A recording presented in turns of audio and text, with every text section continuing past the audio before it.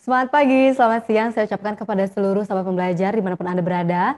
Gimana nih kabarnya hari ini? Semoga senantiasa sehat walafiat dalam menjalankan aktivitas sehari-harinya ya. Amin. Oke, siang hari ini kita kembali lagi di Indonesia Belajar. Buat yang belum tahu, Indonesia Belajar merupakan media untuk belajar yang berisi motivasi, inspirasi, dan pengetahuan dari para narasumber terbaik hadir dalam platform mobile aplikasi yang bisa banget nih sahabat pembelajar download di Google Play Store maupun di Apple App Store. Sahabat pengalaman belajar juga bisa uh, klik website kami di www.indonesiabelajar.id dan jangan lupa untuk follow Instagram kami di @indonesia_belajar.id dan jangan lupa untuk klik like pada laman Facebook kami di indonesiabelajar.id. Bersama saya Cut Fitria di sini yang akan menemani sahabat pembelajar dalam seminar online Kamis hari ini. Oke, sahabat pembelajar, seperti hari Kamis biasanya, kita kembali menghadirkan Bapak M. Danang Priyadi, SPD MMCTM. Beliau merupakan seorang writer, author, motivator, trainer, dan Director Pathfinder Certificate yang sudah hadir tengah-tengah kita. Selamat siang Pak Danang. Semangat pagi, salam Danang, datang untuk menang. Oke, gimana Pak Danang hari ini kabarnya Pak? Kabar baik, sehat, gembira, Indonesia tangguh, luar biasa. Indonesia Tangguh. Oke Pak, hari ini kita juga akan bertemu dengan Ibu Eva Priscilla. Beliau merupakan seorang reporter, host, MC, broadcaster, dan content creator yang juga sudah hadir di tengah-tengah kita semua. Selamat siang Ibu Eva. Selamat siang, selamat pagi semuanya. Sehat selalu untuk bagian kita semuanya. Oke, gimana kabarnya Mbak hari ini Mbak? Dalam keadaan sehat dan semoga teman-teman semua yang ikut hari ini dalam keadaan sehat juga ya. Oke, sahabat pembelajar, seminar online Kamis hari ini bertemakan presenting atau present something. Nah, pada pertemuan ini kita akan membahas tentang apa saja yang harus disiapkan untuk menjadi seorang MC, reporter, news anchor. Nah, kemudian apa aja nih syarat-syaratnya dan bagaimana cara mengelola kendala-kendala yang akan kita hadapi. Adapun jawaban dari pertanyaan-pertanyaan tersebut akan tercerahkan pada pertemuan seminar online Kamis hari ini.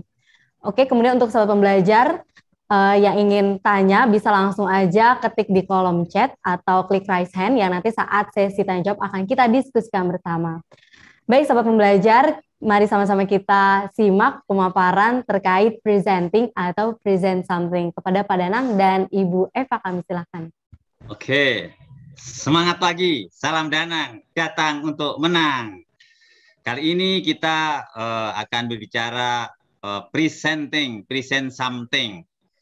Apa itu yang dimaksud dengan reporter, MC, lalu apa itu host, news anchor, lalu penyiar. Nah, ini sudah ada ahlinya ya.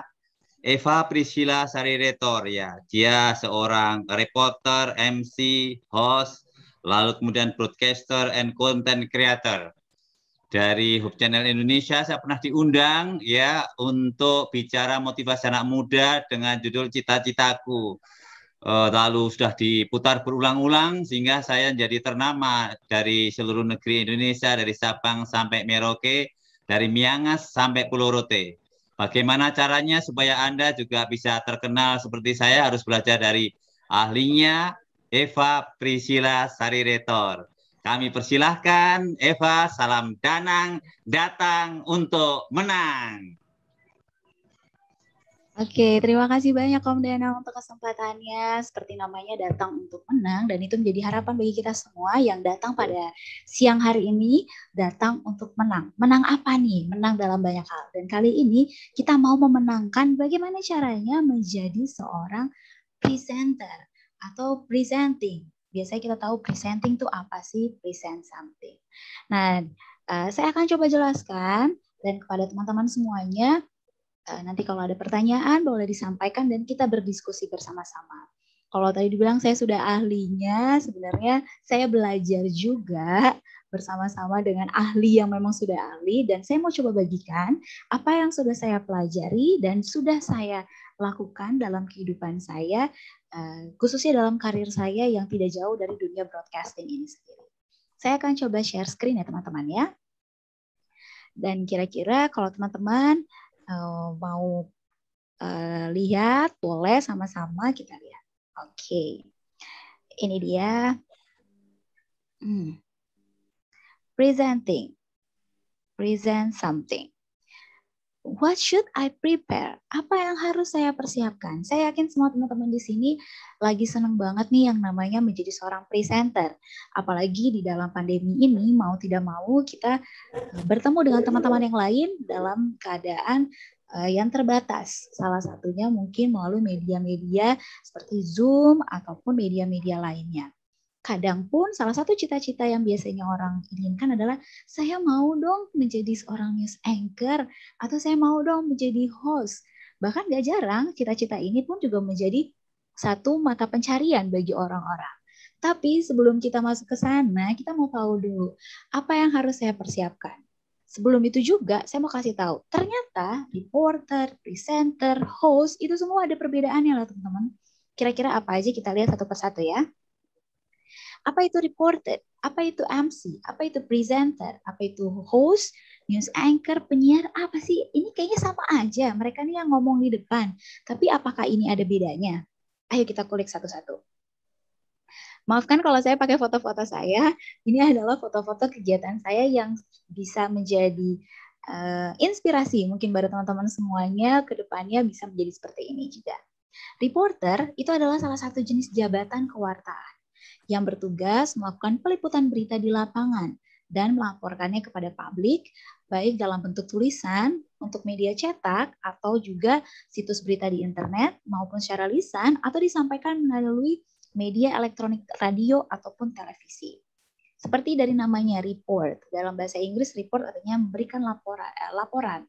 Reporter adalah seseorang yang memberikan laporan.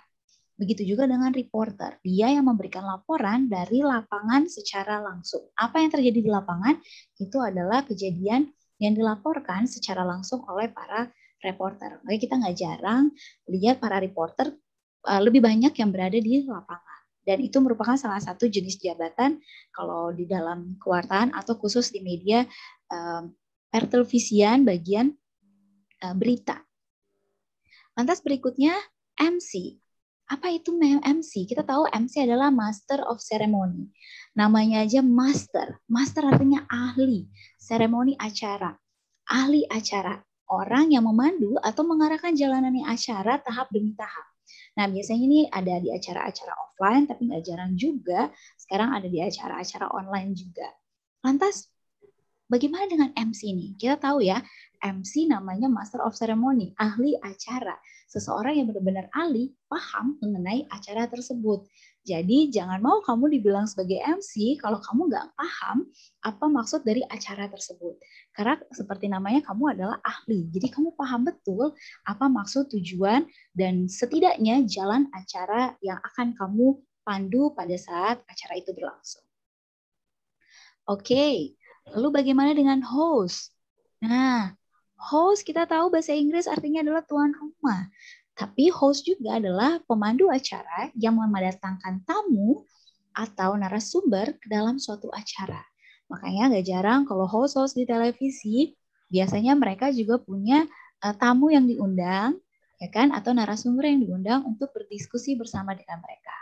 Namanya tuan rumah, mereka tahu apa yang terjadi di rumah, mereka tahu tujuan yang harus dicapai di dalam rumah tersebut seperti apa supaya rumah mereka, maksudnya acara mereka ini dapat berjalan sesuai dengan tujuan yang host ataupun secara keseluruhan dari tim acara ini mau supaya pemirsa mendapatkannya.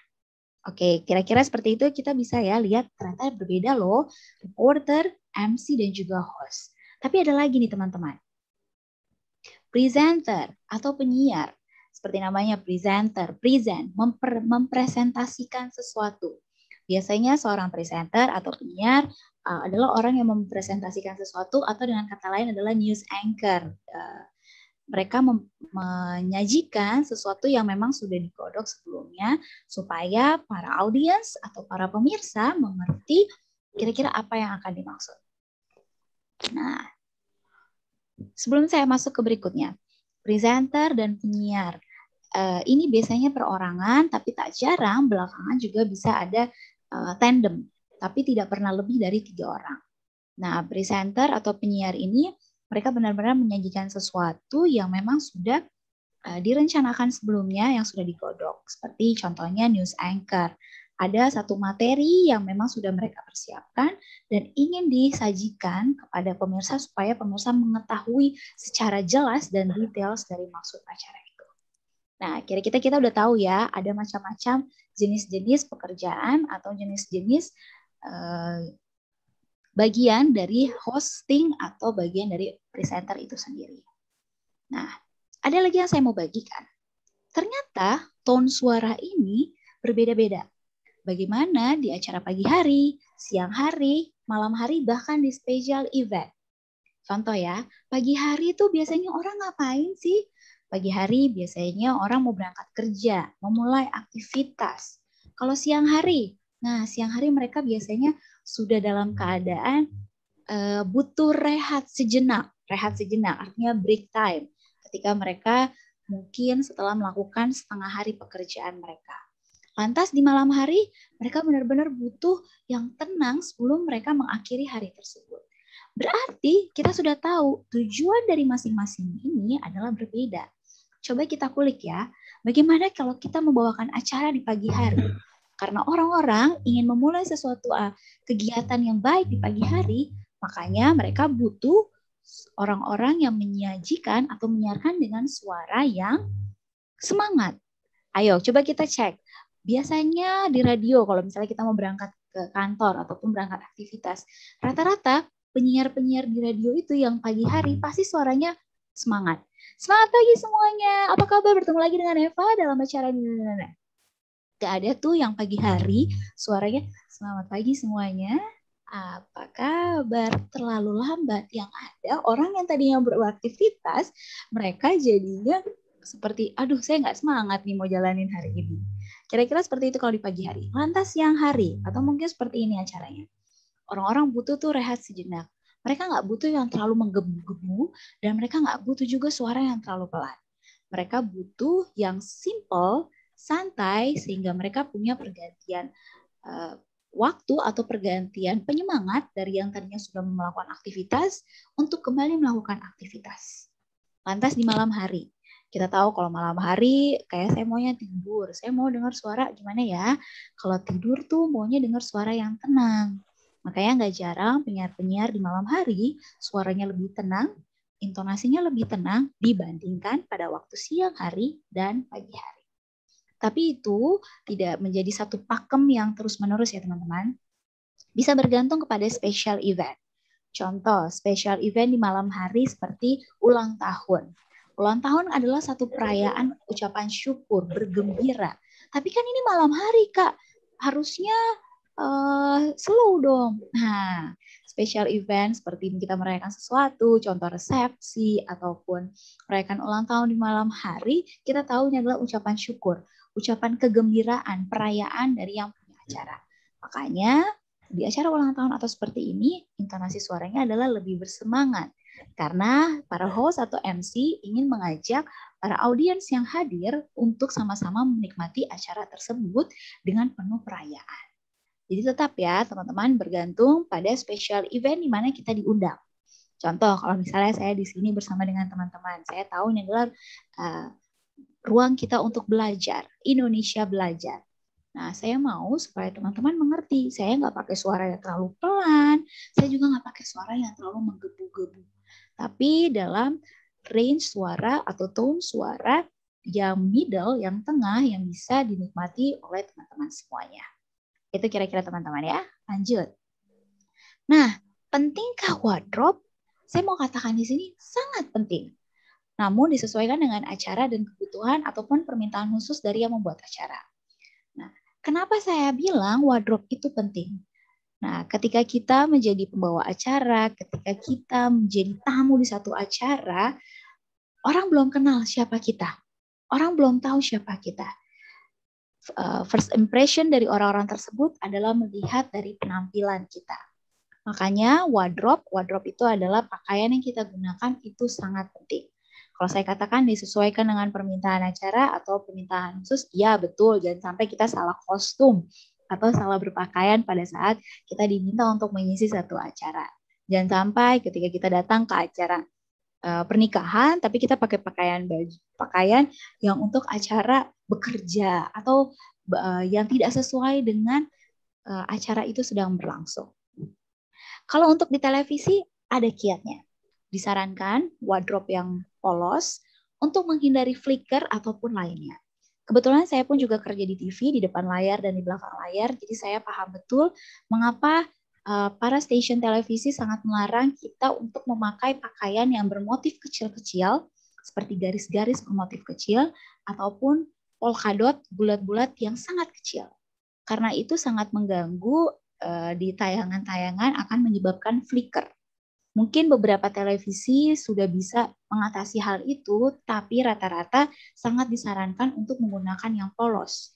Tapi polos pun biasanya kita ambil aman. Udahlah, kalau polos saya ambil warna putih aja. Sangat tidak disarankan loh teman-teman untuk memakai pakaian putih, karena itu akan membuat over brightness. Karena kita nggak tahu setnya mungkin warnanya dominan putih ataupun lighting, tapi sangat tidak disarankan. Karena akan membuat terlalu terang, bahkan diri kita yang tadinya bisa jadi kelihatan lebih kusam karena ada banyak sekali lighting di dalam televisi. Lantas gimana wardrobe itu? Ya, pakai pakaian yang polos, pakai pakaian yang sopan. Itu yang paling penting. Nah, lalu grooming. Apakah grooming juga penting? Grooming ini adalah maksudnya makeup, berdandan, misalnya seperti itu. Grooming merupakan salah satu aspek terpenting dalam menunjang performance kita. Tidak perlu berlebihan, namun sopan dan enak dipandang. Semua host, MC, penyiar akan yang namanya grooming. Simpelnya adalah gini teman-teman. Ketika kita diundang untuk menjadi pembicara atau menjadi host di acara offline maupun online, harusnya adalah kita rapi. Jangan muka baru bangun tidur atau muka pucat. Kenapa? Orang yang nggak kenal kita jadi makin males untuk melihat kita. Itulah sebabnya kalau teman-teman lihat, walaupun dalam acara online seperti ini, saya sangat mempersiapkan diri saya dan saya mau mengencourage teman-teman untuk tetap melakukan grooming. Saya jadi terbiasa untuk tetap makeup, walaupun mungkin teman-teman nggak lihat saya pakai makeup. Tapi saya mau nih teman-teman melihat saya dalam keadaan yang segar dan saya siap untuk memberikan materi dan berkenalan dengan teman-teman sekalian. Nah, bagaimana dengan para pria? Wah, para pria mungkin kalau di televisi akan di make up oleh tim make up yang ada di televisi. Tapi apakah saya MC juga perlu? Saya tidak menyarankan untuk menggunakan make up juga, karena menurut saya jadilah laki-laki di mana kodratnya adalah seperti laki-laki. Tapi saran saya adalah setidaknya kita berpakaian rapi, kita wangi. Ini untuk acara offline ya, supaya orang-orang juga enak melihat kita. Dan juga kita tidak berminyak mukanya, tidak kusam. Kita siap untuk memimpin satu acara di mana ketika kita menjadi host, ketika kita menjadi penyiar atau MC, kita adalah orang pertama yang dilihat dari serangkaian acara tersebut. Jadi ingat ya teman-teman, wardrobe, grooming yang mungkin orang pikirnya keterkesan biasa aja nih, penting nggak penting. Tapi ternyata itu penting dan menunjang performance kita. Nah, ini yang penting nih. Ada banyak yang tanya, oke, saya udah tahu deh, saya mau menjadi seorang public speaker. Apa yang harus saya persiapkan? Ini kalau dibedah satu-satu ada banyak sekali, tapi saya mau jelaskan secara garis besarnya saja. Yang pertama, tahu siapa target audiens kita. Contoh, ketika kita diundang satu acara, pasti kita akan bertanya kepada yang mengundang kita. Kira-kira yang nanti akan hadir siapa ya? Kenapa? Supaya kita tahu bagaimana kita mempersiapkan diri kita untuk menghadapi orang-orang tersebut. Kalau misalnya kita diundang kepada satu acara yang ternyata formal dan isinya adalah pejabat-pejabat, berarti cara pembawaan kita, bahasa kita, intonasi kita harus kita sesuaikan. Lalu bagaimana ketika saya diundang untuk acara anak-anak? Wah, berarti saya pun juga harus belajar untuk menjadi anak-anak supaya mereka nyambung dengan saya dan mereka paham apa yang akan saya bawakan. Yang kedua adalah tahu venue atau tempat dilaksanakan acara. Mungkin saat ini kita mempersiapkan diri kita untuk acara-acara offline, karena saya tahu dari banyak beberapa acara offline, kita harus tahu di mana venue-nya. Kalau ternyata venue-nya ada di hotel, kita harus seperti apa? Kalau ternyata acaranya ada di restoran, kita harus seperti apa? Kalau ternyata saya diundang menjadi MC di panti asuhan saya juga harus seperti apa. Jangan sampai ketika saya diundang ke panti asuhan tapi saya pakai pakaian hanya untuk yang di restoran atau di hotel yang mungkin tidak sesuai dengan target audiens ataupun dengan venue-nya. Dan untuk para wanita saya mau kasih tahu ini sangat penting supaya jangan menyusahkan kita. Jangan sampai kita udah pakai pakaian yang kayaknya cocok deh atau heels kita udah segala macam tapi malah merepotkan kita dan membuat kita tidak nyaman ketika kita menjadi seorang public speaker, host ataupun MC. Yang ketiga, kita tahu jenis acaranya. Maksudnya adalah kita tahu apa yang harus saya lakukan nanti di sana. Jenis acaranya apa? Formal, semi formal, ataupun informal sekalipun. Kalau formal berarti saya harus memakai bahasa-bahasa yang benar-benar formal. Kalau semi formal berarti gaya pembahasa saya seperti apa. Kalau informal atau memang yang santai berarti saya harus seperti apa. Jangan sampai kita menggunakan salah penggunaan bahasa dalam jenis-jenis acara tersebut. Yang keempat, kita tahu PIC acara. Wah, ini penting banget. Kadang kita suka anggap enteng atau anggap remeh. Kenapa? PIC acara adalah orang yang akan berkoordinir langsung dengan kita. Kalau di stasiun televisi biasanya ada yang namanya floor director ataupun talent koordinator. Nah, begitu juga untuk acara-acara seperti MC ataupun host, biasanya ada orang yang mengundang kita supaya kita bisa tahu setelah ini acaranya apakah benar seperti ini, ada perubahan untuk memastikan kembali segala acara. Pengalaman saya menjadi MC di beberapa acara baik offline maupun online, apalagi live, biasanya akan ada perubahan-perubahan dadakan yang bisa terjadi mungkin karena ada force major ataupun ada inisiatif tambahan, informasi tambahan dari yang pembuat acara. Daripada kita bingung, kita harus tahu siapa PIC acara supaya kita nggak salah untuk bertanya dan satu pintu informasi yang kita dapatkan. Nah, lalu berikutnya adalah tahu rundown acara. Kita harus minta, seperti kalau tadi yang kita udah dengar, MC. Dia adalah Master of Ceremony. Dia mengerti semua acaranya. Jangan sampai dia menjadi MC atau menjadi host, tapi dia nggak tahu rundown acaranya. Setelah ini apa ya? Setelah ini apa ya? Saya yakin dia akan gugup sekali untuk membawakan atau memberikan flow dari acara tersebut. Nah, yang keenam ini penting banget. Harus baca lebih banyak. Kenapa saya bilang baca lebih banyak? Kita nggak tahu teman-teman untuk nanti diundang menjadi MC ataupun host di acara seperti apa. Kita nggak tahu nanti siapa tamu-tamu yang akan hadir. Siapa nanti orang-orang yang harus kita sebutkan. Contoh saya pernah diundang menjadi MC di beberapa acara kementerian dan kita harus tahu. Kadang PIC acara hanya memberikan Bapak ini eselon segini ya, tapi dia nggak memberikan nama secara jelas. Atau jangan sampai penyebutan nama kita terhadap orang-orang penting itu menjadi salah di acara yang sangat penting. Kita harus tahu benar-benar jabatan beliau seperti apa.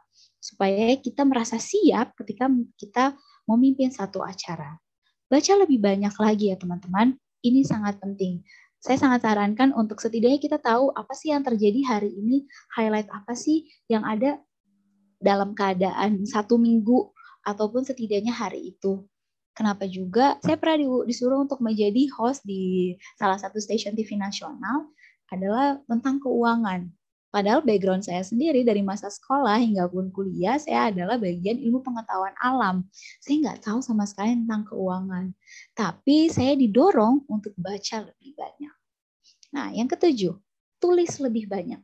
Walaupun kita sekarang udah hidup di zaman yang sangat canggih, saya mau encourage teman-teman, ayo jangan malas untuk menulis. Terserah teman-teman mau nulisnya melalui gadget ataupun secara yang bagaimana tulisan yang di buku. Kenapa? Buat teman-teman yang pertama kali menjadi host, saya biasanya mendorong teman-teman, coba tulis per kata apa yang kira-kira kamu mau sampaikan. Pakai bahasa kamu. Benar-benar ditulis. Halo, saya Eva, saya berasal dari ini dan saya yang akan memimpin jalannya acara pada hari ini. Ketika kita tulis lebih banyak, kita punya satu kesalahan, kita baca lagi, kita lebih mudah memperbaikinya. Dan saya dikasih tahu oleh orang tua saya, ketika kita tulis, bukan hanya tangan kita yang berpikir, tapi otak kita, mulut kita, ada satu kerjasama yang membuat itu menjadi satu kesatuan yang dapat berjalan dengan baik. Dan saya akui itu benar-benar terjadi. Yang kedelapan, berlatih lebih banyak. Jangan merasa kalau kita udah bisa, teman-teman. Ayo berlatih, terus berlatih. Berlatih di depan kaca, berlatih di depan kamera. Bahkan kalau teman-teman merasa pede, coba dong liatin saya udah benar belum nih bahasanya? Atau saya tangannya kebanyakan gerak? Atau saya bagaimana? Berlatih lebih banyak, ini sangat penting. Jadi teman-teman jangan berpikir, Eva udah sering nih begini-begini, saya tidak berlatih. Wah teman-teman, saya tetap berlatih, masih ada rasa deg-degan. Dan kalau masih ada rasa deg-degan, kalau masih ada rasa takut untuk salah, itu teman-teman harus bersyukur. Karena artinya teman-teman masih ada keinginan, masih ada cara untuk memperbaikinya supaya teman-teman boleh memberikan yang terbaik. Ada satu kutipan yang saya mau bagikan buat teman-teman semua. Walaupun seseorang dilahirkan dengan talenta yang dikaruniakan Tuhan, tapi jika dia tidak berlatih, talenta tersebut akan Tuhan pindahkan ke orang lain. Misalnya teman-teman ada bilang, dia memang udah bakatnya aja dari lahir tukang ngomong, makanya sampai sekarang dia bisa. Teman-teman ingat, kalau dia memang Tuhan berikan menjadi seorang yang pintar bicara, tapi kalau dia tidak latih, saya yakin itu tidak akan berkembang dengan baik. Jadi teman-teman, kalaupun Tuhan sudah diberikan karunia untuk menjadi seorang public speaker, latih. Kalau belum, lebih banyak berlatih, cari tahu lagi. Saya yakin itu akan diberikan oleh Tuhan Yang Maha Esa. Nah, ini kutipan yang saya bisa berikan dari saya sendiri kepada teman-teman. Saya mau bilang, be a person to start something. Jangan takut salah, jangan malu untuk bertanya. Belajar dan berdoa adalah dua hal yang tidak bisa dipisahkan. Kenapa saya bilang be a person? Semua orang yang menjalankan karir yang bisa mencapai di titik atas saat ini, karena dia di awal, dia mengatakan ya untuk sesuatu. Contoh yang paling simpel, kita tahu Najwa Shihab, dia sekarang menjadi seorang news anchor yang sangat terkenal dan baik. Kalau dia di awal tidak mau menerima tawaran untuk dibawa meliput menjadi seorang reporter di satu medan perang yang sangat membahayakan bagi diri dia tidak akan bisa menjadi seperti sekarang. Kita mau lihat siapa lagi? Ada banyak sekali tokoh-tokoh terkenal di dunia ini yang dia memulai karena dia menjadi seorang yes person. Jangan pernah takut salah. Kadang kita udah takut duluan nih. Aduh nanti saya dimarahin. Aduh nanti saya diomongin. Aduh nanti saya salah. Jangan pernah takut. Jangan malu untuk bertanya. Ya, kadang kita udah malu duluan untuk mau tanya sama orang lain. Jangan. Ada banyak sekali yang bisa kita tanya. Mungkin secara penampilan kita, ilmu-ilmu. Dan mungkin kalau saat ini teman-teman masih ragu bertanya orang lain, tanya dulu ke orang tua. Pa, Ma, Ayah, Bunda, kira-kira kalau saya seperti ini sudah cukup nggak ya? Dan satu pesan terakhir yang mau saya bagikan pada teman-teman semua, belajar dan berdoa adalah dua hal yang tidak bisa kita pisahkan, yaitu ora et labora. Tetap belajar, tetap berdoa, saya yakin semuanya karunia itu akan diberikan oleh Tuhan Yang Maha Esa. Teman-teman kalau mau catch me, kalau mau lebih jauh kenalan sama saya, boleh cari saya, Eva Priscilla Sariretor, ada di email, Instagram maupun TikTok. Kita bisa ngobrol lebih lanjut. Dan saya mau supaya hubungan kita ini nggak sampai di sini saja, kita boleh berlanjut lagi dan bisa sama-sama sharing. Siapa tahu teman-teman di sana juga punya pengalaman bagaimana menjadi seorang presenter atau menjadi seorang public speaker. Kira-kira itu aja materi yang bisa saya bawakan. Saya serahkan kembali kepada Om Dana maupun pada host. Terima kasih. Cut Fitri ya, Kak Eva, kita ini dulu ya, Cut, sapa teman-teman kita ini. Terima kasih Kak Yoce Retor ini ya, Papa tercinta dari Eva ini datang juga. Ini guru saya dalam berbicara, tampil, yang mengembleng saya, sehingga paling nggak saya bisa menjadi lancar seperti ini. Ini luar biasa, benar-benar Indonesia Belajar ya, Cut Fitri ya, dari Sabang sampai Merauke ada di sini. Ini Cut Hari sendiri kan dari kata Cut itu dari Aceh ya, ada Mas Weli dari Lombok NTB, ada Bro Himadiptra dari Yogyakarta, Pak Budiman Santana, teman CTM ya, ada Fitra Ulinuha, Bapak Endarto ini yang suka ke Kebumen Jawa Tengah, Dieng ya, kebetulan minggu depan ada grup kami dari travel kami ke Dieng ya. Lalu ada Nopen, Bapak Noprisal itu ada dari Jambi, Sumatera ya. Lalu ada Ibu Gus India, ini donatur setia kami dalam kegiatan-kegiatan terutama ARC. Kemarin saya mendongeng bersama Kak Seto, Eva, jadi kesempatan ini duet sama Seto yang asli. Ini Seto KW3 ketemu Seto asli, jadi itu terima kasih.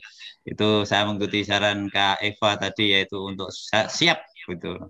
Nah ini jarang kita bisa dengan orang tokoh seperti Kak Seto. Lalu ada Ibu Yuliana Kuncoro. Ibu Yuliana yang saya kenal juga, ini guru grooming Kak Eva. Ini dia belajar dari Amerika dan termasuk pernah dandanin saya, bagaimana pakai baju, bagaimana rambutnya, dan seterusnya. Ya saya terima kasih. Lalu ada Neriski, ini teman dari Jepang ini Eva, jadi luar biasa ya, dia mau belajar ke sini sama Eva ini ya. Ini banyak yang tertarik. Lalu ada Ibu Sana Ida, ini presenter yang keliling dunia. Dia punya produk yang dia itu bisa membawa keliling dunia. Nah ini masih mau belajar, yang tadi Eva sampaikan, meskipun orang sudah sehebat itu, beliau itu masih mau belajar, luar biasa kan. Ini yang mungkin Eva harapkan, bahwa kita itu selalu ada poin-poin, ya termasuk saya belajar dari Eva saat ini, itu saya itu motivator, selalu semangat. Jadi kalau siang kayaknya nggak cocok, tapi nggak apa-apa, maksud saya biar nggak tidur Pak. Kalau saya nggak kenceng nanti pada tidur ini. Ya, kemudian ada Kak Dio dan masih banyak lagi. Cut, saya persilakan, mungkin ada pertanyaan-pertanyaan, silakan Kak Cutari.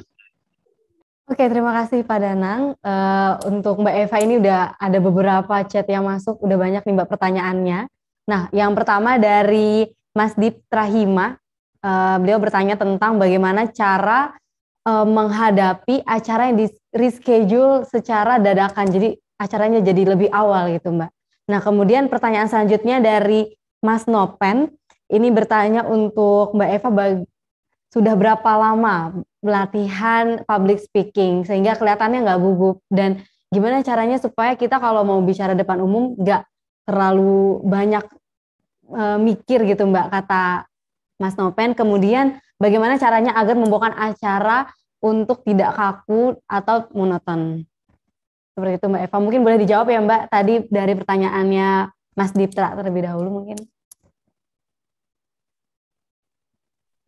Oke, terima kasih banyak Mbak. Saya jawab pertanyaan yang pertama dulu ya. Gimana kalau acaranya itu ternyata mendadak? Seharusnya sore, tapi tiba-tiba, jadinya acaranya pagi nih. Saya yakin itu pasti dihubungi untuk acara sorenya, at least paling lama adalah di malam hari atau 1 hari sebelumnya. Ya kan? Tapi tinggal kita di reschedule kepada pagi hari. Itulah penting yang namanya persiapan. Kita tahu jenis acaranya seperti apa dan kita tahu PIC acaranya seperti apa. Nah, gimana kalau misalnya ternyata acaranya jadi geser, apa yang harus saya persiapkan? Pertama adalah tenang. Biasanya kalau sudah panik itu membuat pikiran kita jadi nggak nyambung lagi apa yang mau saya berikan berikutnya. Kita harus tenang dulu, kemudian kita coba baca kembali rundown acara yang sudah diberikan. Biasanya pasti rundown acara sudah diberikan yang untuk sore, kita baca lagi, lalu kita tanya, apakah ada perubahan?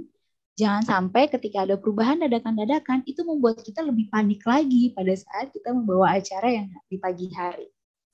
Tetap jalankan persiapan itu. Lalu berikutnya, latihan. Biasanya kalau di pagi hari kita tuh malas. Kalau orang anak-anak muda bilangnya, aduh bergerak dari kasur aja saya udah malas, gimana mau jadi MC pagi hari. Latih, bangun pagi hari, minum air putih, bergerak, latih mulut kita untuk terbuka di depan kaca supaya benar-benar energi pagi hari kita terbuka secara baik. Yang paling penting dari semuanya adalah highlight yang bisa saya berikan, jangan panik. Kembali informasikan atau koordinasikan dengan tim acara atau PIC acara yang bersama dengan kita, apakah ada perubahan dalam bentuk venue kah, ataupun lokasi atau segala macam, supaya kita juga nggak salah kostum ya, ataupun nggak salah bahasanya, dan itu akan meminimalisir kejadian-kejadian akan membuat kita panik pada saat acara itu akan berlangsung. Kira-kira 2 hal itu aja yang paling penting, walaupun ada beberapa hal lain lagi, supaya kita bisa mengatasi berbagai masalah yang timbul mungkin entah dari vendor ataupun dari pihak lain. Yang pertama adalah dengan cara kita mengatasi diri kita dulu. Itu yang paling penting. Terima kasih. Nah, sekarang Oke, saya jawab. Mbak Eva. Oh iya. Ya, oke Mbak Eva. Berarti tadi pentingnya kita sebagai presenter itu untuk follow up ya Mbak. Untuk Betul. follow up ke PIC dari vendornya supaya nggak terjadi miskomunikasi gitu ya Mbak. Dan yang kedua adalah supaya kita lebih mempersiapkan diri dan berlatihnya tuh lebih maksimal lagi supaya kita kalau di reschedule lebih cepat, lebih awal kita udah ready gitu ya Mbak. Betul. Dan itu makanya penting banget buat kita lebih banyak baca, lebih banyak berlatih. Walaupun emang nggak ada job ataupun emang nggak ada acara, tetap kita harus ada latihan. Oke Mbak Eva, ini ada pertanyaan lagi Mbak yang kedua. Ini untuk Mbak Eva, belajar public speakingnya berapa lama Mbak? Dan kemudian gimana caranya supaya nggak terlihat gugup, kemudian juga kadang kalau kita mau bicara depan umum kan kita terlihat seperti mikir banget ya Mbak ya. Nah ini gimana nih caranya mengatasi hal tersebut supaya nggak kaku dan nggak monoton gitu Mbak. Oke, wah ini sebenarnya satu pertanyaan tapi ada ABC-nya ya. Oke, yang pertama saya mau bilang berapa lama saya lancar latihan berbicara seperti ini. Saya nggak, mau saya bilang saya dari kecil, benar-benar dari kecil ketika saya mulai bisa bicara, saya udah dicemplungin sama ayah saya. Ini ayah saya juga hadir sini oleh orang tua saya untuk berbicara di depan umum. Dari kecil saya udah ikut beberapa lomba-lomba untuk bicara di depan umum, lomba puisi dan segala macam. Kalau saya tanya alasannya apa supaya saya berani, nggak takut lihat orang. Dan puji Tuhan itu menjadi salah satu mendorong buat saya juga supaya saya bisa lancar berbicara seperti sekarang ini. Tapi nggak berhenti sampai situ juga. Setiap ada acara di sekolah ataupun acara di tempat-tempat saya juga ikut. Buat teman-teman anak muda ataupun teman-teman yang saat ini punya anak-anak, ayo coba dorong mereka untuk aktif dalam berbagai organisasi. Saya yakin itu juga membantu kita untuk bisa berani. Setidaknya yang paling pertama adalah modalnya adalah berani untuk tampil di depan orang, kemudian berbicara. Kalau mau ditanya gimana sampai saya bisa lancar seperti ini, setidaknya saya dalam 1 minggu ada 1 kali saya coba tulis apa yang kira-kira saya mau katakan kalau saya jadi MC atau saya jadi tamu di satu acara. Supaya saya tahu dengan jelas kata-kata apa yang saya mau lakukan. Kemudian saya coba lihat di kaca, biasanya kalau perempuan nggak apa-apa lah ya kalau lihat di kaca sering-sering. Kalau saya begini geraknya, angle saya udah cukup nggak ya atau bagaimana? Kira-kira seperti itu untuk lancar berbicara. Nah, gimana caranya supaya saya nggak gugup atau kelihatan mikir ngomong di depan orang. Nah, saya juga masih sangat belajar sampai sekarang karena ada banyak sekali kejadian-kejadian yang memang membuat saya harus berpikir. Mungkin seperti ini, saya diberikan pertanyaan, saya harus kembali mengingat pengalaman-pengalaman. Tapi bagaimana caranya supaya saya nggak kelihatan banget deh kalau saya lagi mikir? Adalah dengan meminimalisir penggunaan mata lihat ke atas. Nah, mata kita, bahasa kita harus tetap fokus kepada audiens ataupun para pendengar. Kalau kita berada di Zoom seperti ini, ada satu ya kameranya. Tapi kalau kita di televisi, ada banyak kamera yang memang harus membuat kita berlatih juga. Kalau memang ada di panggung yang luas, walaupun ada banyak sekali orang, tetap mata kita harus melihat orang satu persatu. Jangan sampai kita melihat ke atas, aduh apa ya, saya mau ngomong apa nih ya, muka kita kelihatan panik, dan juga kita suka ngomong,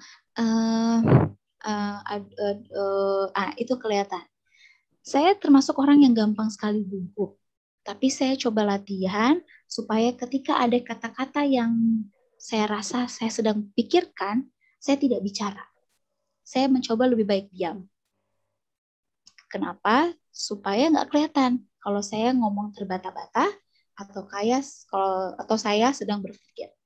Jadi lebih baik kita jadi maksud saya kita diam daripada maksud saya itu kelihatan sekali dan orang bakal melihat wah ada yang sedang dia pikirkan nih. Itu akan membuat kita makin gugup. Lebih baik kita tenang, kita diam untuk meminimalisir gimana supaya kita nggak nervous, gimana supaya kita nggak kelihatan berpikir di depan umum. Lalu tadi gimana caranya supaya saya nggak kaku atau ngomong monoton di depan orang. Kembali lagi ini adalah latihan. Saya harus tahu acaranya seperti apa. Kalau saya tahu Indonesia Belajar saat ini adalah untuk belajar dan adalah acara semi formal, berarti saya mau memposisikan diri saya sebagai orang-orang yang belajar. Gimana caranya saya mau mendengar pelajaran-pelajaran kalau orang yang mendengarkan adalah orang-orang yang terlalu kaku? Saya pribadi nggak mau. Makanya saya mencoba menjadi orang-orang yang boleh berteman, friendly dengan teman-teman yang ada saat ini. Cara yang paling simpel supaya tidak kelihatan kaku adalah senyum.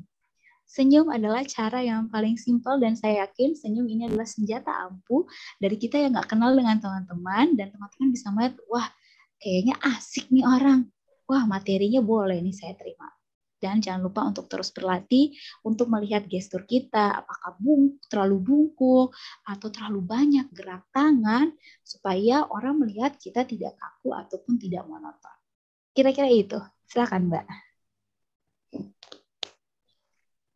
Oke Mbak Eva, itu pencerahannya tentang gugup ya Mbak, kayaknya relate sama banyak orang nih Mbak, khususnya saya sendiri. Nah, kemudian ini ada lagi pertanyaan tentang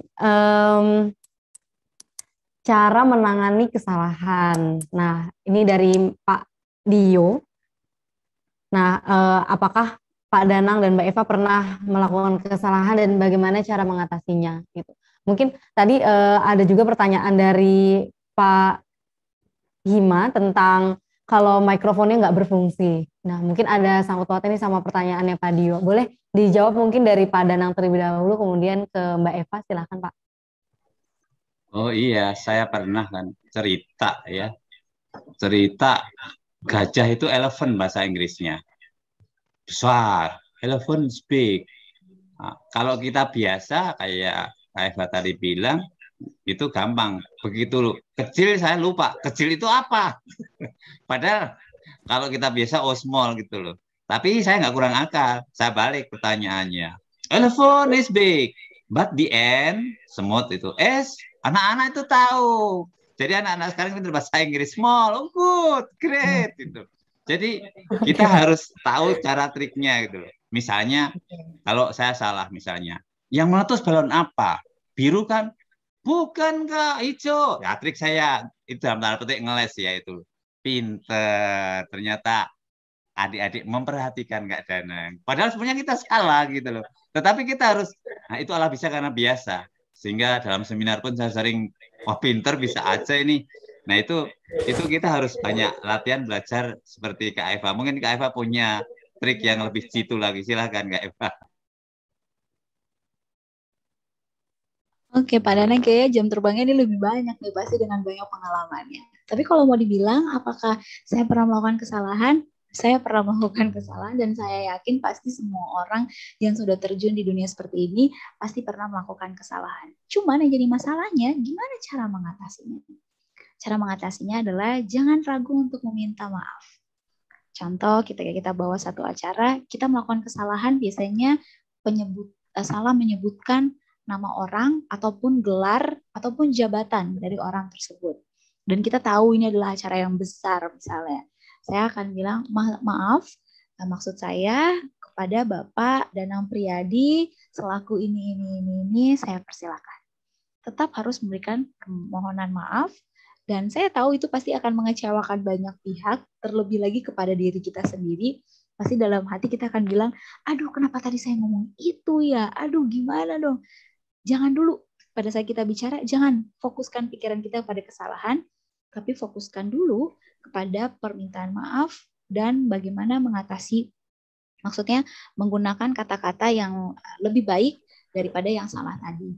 Supaya orang-orang yang mereka ingat bukan kesalahan kita, tapi yang mereka ingat adalah kata-kata yang sudah kita perbaiki tersebut. Dan biasanya tiap MC atau tiap host di akhir acara kita selalu bilang, terima kasih kepada teman-teman semuanya yang sudah mengikut bersama kami. Saya Eva Priscilla mohon maaf apabila saya melakukan kata-kata kesalahan yang menyinggung berbagai pihak.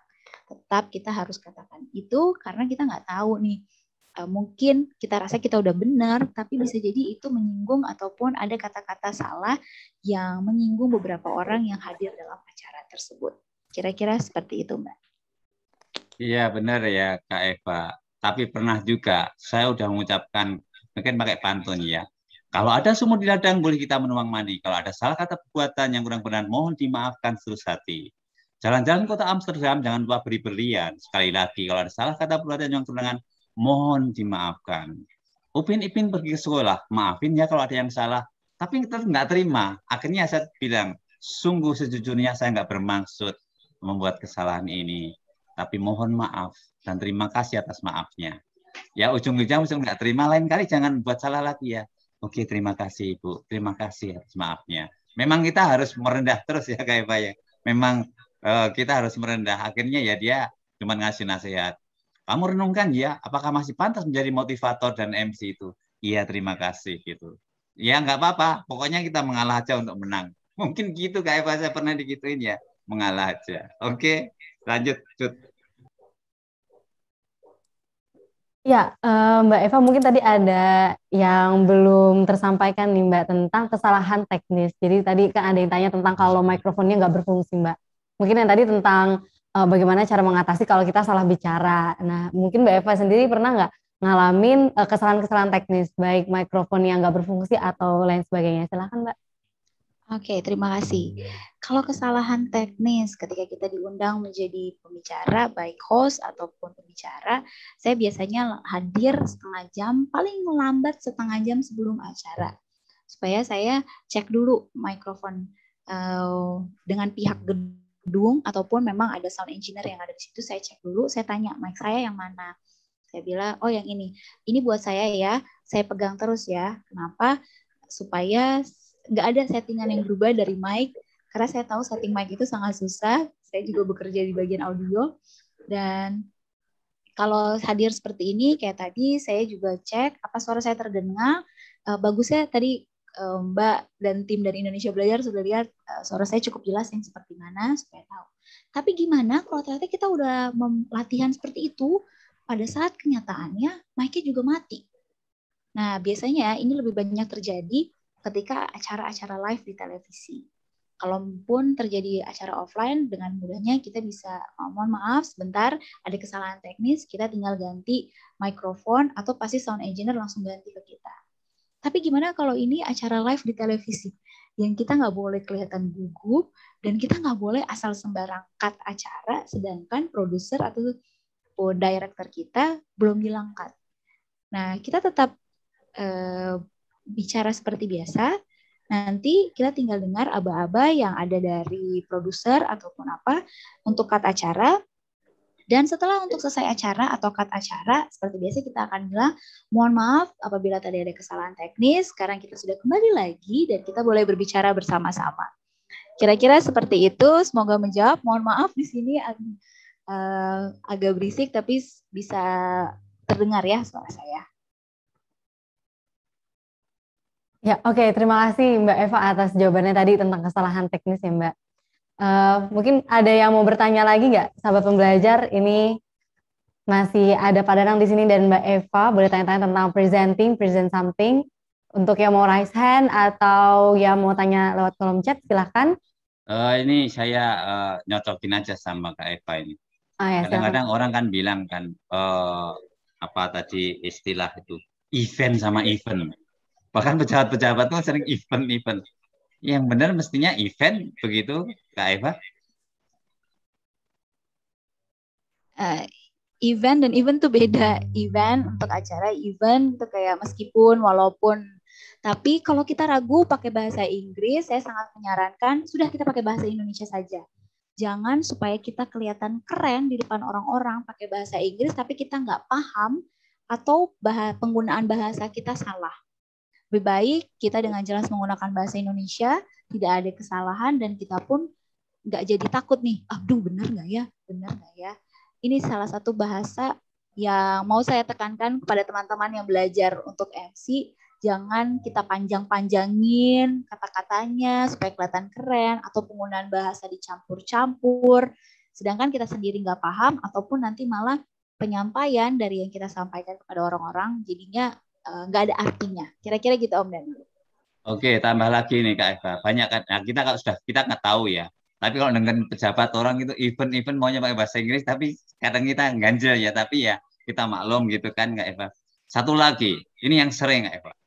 Orang mengatakan waktu dan tempat kami persilahkan. Sebelumnya yang ditempatkan Kak Eva, seperti tadi kan, saya persilahkan, bukan waktu dan tempatnya kan ini. Karena kita belajar supaya nanti kalau menjadi MC presenter juga salah. Gimana Kak Eva? Ya betul sekali Pak Danang, saya ingat sekali ada pelajaran bahasa Indonesia ketika saya SD atau saya SMP, saya lupa, itu jelas-jelas dikatakan bukan waktu dan tempat dipersilakan, tapi siapa yang kita persilahkan.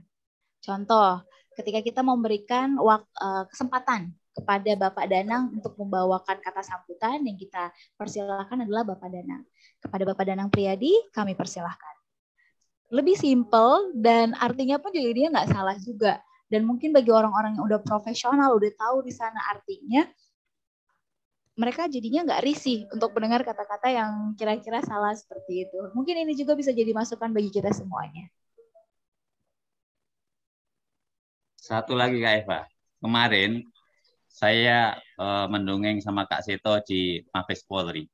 Lalu ada Duxpi, bagian pendukung sosial dari Mabes Polri. Dia nanya, dari ARC Indonesia, siapa yang bisa saya wawancarai untuk kesan-pesan mengenai acara ini? Lalu dia bilang bahwa kan nggak mungkin saya mengasih pendapat menurut Duxpi dari Polri sendiri. Lalu sampaikan acaranya luar biasa, kemudian dari gladi kotor, bahkan baru sekarang ini ada gladi kotor. Biasanya gladi resik, ini gladi kotor, gladi resik sama pelaksanaan bagus. Nah yang mau saya sampaikan ya Kak Eva, berarti memang reporter itu harus seperti itu ya. Kita harus nanya pada orang mengenai situasi itu bukan menurut penilaian kita sendiri. Begitu Kak Eva. Mungkin ini untuk pelajaran kita semua juga. Jangan menurut kita bagus, padahal menurut orang lain mungkin beda gitu ya. Ketika kita menjadi reporter, ketika kita menjadi host, ketika kita menjadi MC, kita adalah orang netral dalam acara tersebut. Kita tidak boleh memihak kepada salah satu orang ataupun ternyata di dalam acara tersebut ada dua pihak. Kita harus menjadi orang yang netral. Gak boleh kita pertanyaan kita memberatkan satu pihak atau menjatuhkan satu pihak. Pertanyaan kita adalah pertanyaan yang bisa dijawab oleh keduanya dan pendapat-pendapat kita adalah bukan pendapat secara pribadi. Makanya rata-rata host ataupun MC dalam acara-acara, apalagi acara-acara debat, mereka tidak bisa menggunakan pertanyaan-pertanyaan dari diri mereka sendiri. Karena sudah ada tim yang membuat satu pertanyaan, supaya pertanyaan ini adalah pertanyaan netral yang bisa digunakan atau bisa dijawab oleh dua pihak.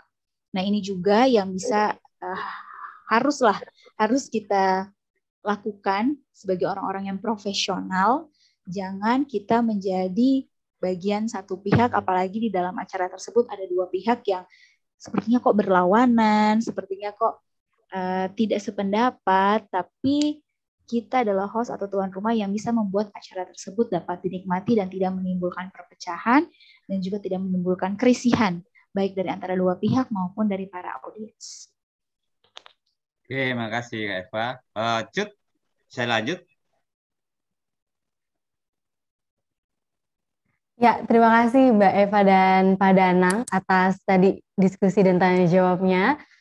Ini pembahasan hari ini seru banget ya Pak, tentang present something. Tapi nggak kerasa kita sudah berada di penghujung acara. Mungkin kita bisa closing statement yang mungkin dari Mbak Eva terlebih dahulu, kemudian Pak Danang. Kami silahkan. Oke, untuk teman-teman Indonesia Belajar semuanya, jangan pernah takut untuk belajar. Ketika kesempatan itu sudah ada, menjadilah yes person. Karena dengan menjadi yes person, pasti ada kemauan dari diri kita untuk belajar lagi, untuk menjadi seorang yang lebih baik. Dan ingat, ora et labora, belajar dan berdoa adalah dua hal yang tidak bisa kita pisahkan. Karena kita yakin semua kemampuan yang Tuhan berikan harus kita kembalikan kepadanya, dan kita memberikan kepada dia dan meminta dia kemampuan untuk kita menjalankan semuanya. Kira-kira ini yang bisa saya bagikan. Semoga berguna bagi teman-teman yang ada di Indonesia Belajar pada hari ini. Pak Budiman Santana kasih apresiasi untuk Kak Eva yang kelihatan profesional, dengan tenang, bicaranya enak didengar dan pas, sehingga dia nggak salah. Dan saya juga terima kasih Kak Eva udah berkenan hadir ini. Memang kita bisa belajar banyak dari ahlinya karena sudah ngasih contoh yang benar, yang konkret, gimana grooming, cara berpakaian, dan seterusnya. Ibu Gus India juga terima kasih yang selalu setia. When a man stop learning, he stop growing. Kalau orang berhenti belajar, maka dia akan berhenti tumbuh. Kita terima kasih di Indonesia Belajar, di Selalu Belajar, terutama dengan Kak Eva mengenai MC, reporter, host, dan seterusnya tadi. Do the best and we go do the rest.